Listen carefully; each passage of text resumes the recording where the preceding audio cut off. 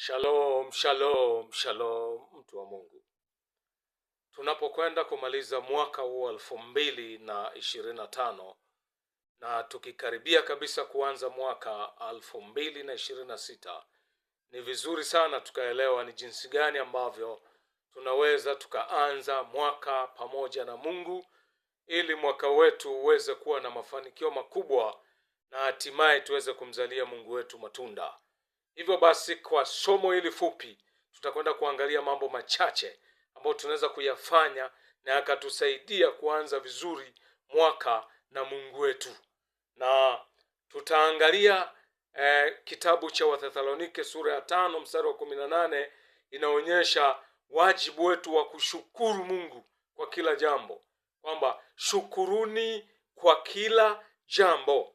Tuna wajibu wa kushukuru kwa kila tunachokipata, kiwe ni chema ama kibaya, kiwe cha kufurahisha ama cha kuumiza. Ni wajibu wetu kumshukuru Mungu, kwa sababu hatuwezi kujua hata kile ambacho tunadhani ni kibaya, pengine nyuma ya pazia kimebeba mema ambayo ni makubwa sana, yanaweza kuleta matokeo yasiyokuwa ya kawaida kwenye maisha yetu. Kwa hiyo wajibu wetu namba 1 tunapokwenda kuanza mwaka 2026, tuanze mwaka kwa shukrani. Tumshukuru Mungu kwa yale ambayo ametufanyia mwaka 2025 na yale ambayo tuliyapanga tuyafanye mwaka 2025 lakini hatukufanikiwa kuyafanya. Hayo nayo pia tumshukuru Mungu.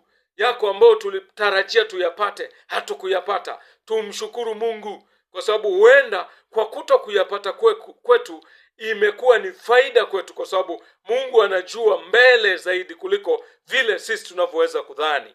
Kwa hiyo hata yale ambayo tukupata, tumshukuru Mungu kwamba hatukuyapata, pengine kwa mpango wa Mungu, akitarajia kwamba anatuepusha na mambo fulani fulani. Kwa hiyo tumshukuru Mungu kwa kile ambacho tumepata, tumshukuru Mungu kwa kile ambacho hatukupata, na tumshukuru Mungu kwa imani, tukidhani na kuamini kabisa kwamba huko mbele mambo yanakwenda kuwa mazuri sana, mambo yanaenda kuwa ya baraka sana, mambo yanaenda kuwa ya mafanikio sana. Na huu mwaka 2026 tukianza kwa shukurani, hakika utakuwa mwaka uliojaa baraka, utakuwa mwaka uliojaa mafanikio, utakuwa mwaka uliojaa ushindi, utakuwa mwaka uliojaa neema, utakuwa mwaka uliojaa mafanikio yasiyokuwa ya kawaida, katika jina la Yesu Kristo. Amini hivyo na uanze mwaka kwa shukrani. Asante sana na Mungu akubariki.